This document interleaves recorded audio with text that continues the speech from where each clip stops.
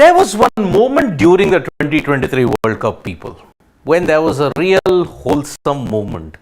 Friendships came, and because of that, we left that particular match with only very fond memories. I am looking at this particular image.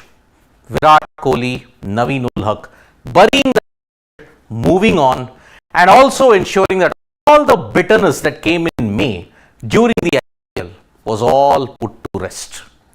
This was one of the most wholesome that came in the entire of the IPL. There were a lot of comments that even Naveen ul Haq stated that what he had to say, what happened, what was the exchange. Now, Lucknow Super Giants today, they had a frank one-on-one with Naveen ul Haq, and they put it on their YouTube channel. In that, Naveen ul Haq opened up genuinely on a couple of things, but the most important things was the chance, how it had impacted him. What Virat Kohli told him, the mango story clarification. Remember, when Naveen ul Haq and Virat Kohli had indulged in that ugly slugfest at the Ekana Stadium in May, lot of conspiracy theories floated about. The conspiracy theories came about because no side was willing to give an explanation as to what happened. Everybody saw the images, and then we drew our own conclusions. I'm saying everybody, all the entities involved, the media, all of us, we did do that. But why did we do that?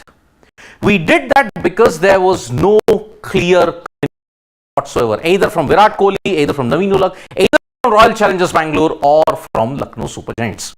We did follow-up videos that, oh, when you lose, you got to take it. When you win, you got to take it. It doesn't work both ways. Now, in this entire conversation, what happened on May 1, 2023 was finally relived today, December 2, 2023. Naveen, one of the most important protagonists in that entire episode, came out with what happened in Delhi. It was the second game of India's campaign, India versus Afghanistan at New Delhi. Afghanistan had put up a percentage total of 282. India were cruising along with Rohit Sharma hitting a brilliant century. After that, when Rashid Khan got rid of Rohit Sharma, at that time there was a break. During the break, Naveen ul Haq decided to field that long on. For a brief second, he made eye contact with Virat Kohli. They both came together, and this is what the real conversation came about.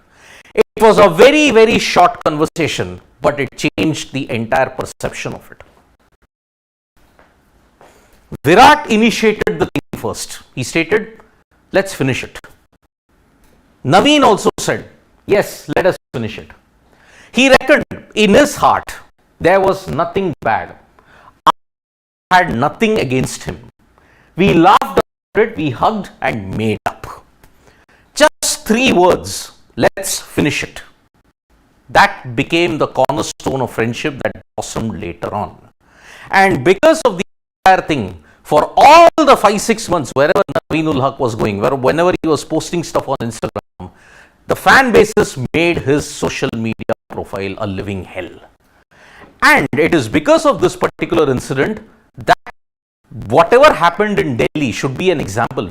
Virat Kohli, if you have to look at it in the modern era, is the ultimate statesman. He did it with Steve Smith also. Remember, he was involved in a very bitter feud with Steve Smith in 2017 because of what happened in Bengaluru. Sandpaper Gate proved to be the ultimate low point for Steve Smith, and the Indian contingent at that time were giving Steve Smith a hard time at the Oval in 2019.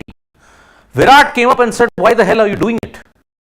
Within that brief act, friendships were re-established, and once again showed whatever happened outside happened, whatever happens on the field stays on the field.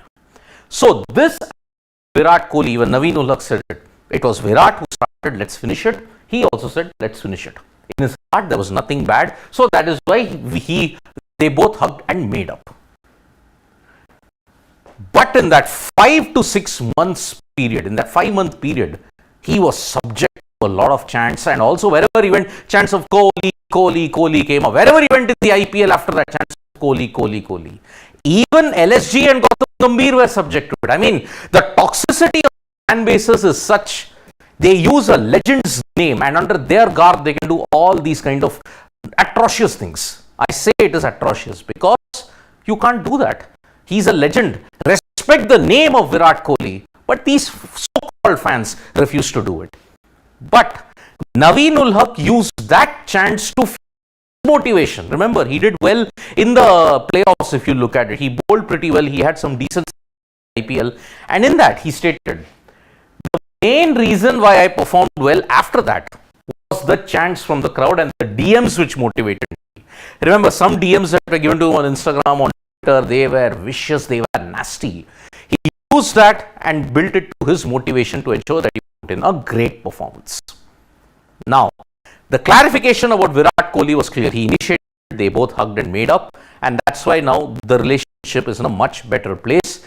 And remember, RCB versus KKR might be the new derby in 2020, considering that Gautam Gambhir's moved there. But Naveen ul Haq and Virat Kohli, will that same spark be there? We hope for the right reasons, not for the wrong reasons. But there was one more weird and bizarre incident that happened during the IPL, and that was this particular thing. Do you remember this? The Instagram story that Naveen ul Haq had put, sweet mangoes, while watching the game. Now it had come in the aftermath of that altercation that he had with Virat Kohli at the Ekana Stadium.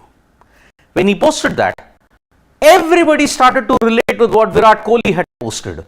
Virat Kohli posted something, Naveen posted a different thing, and because of that, 2 plus 2, the public and everybody of us wanted to make it 6. But that wasn't the case anymore.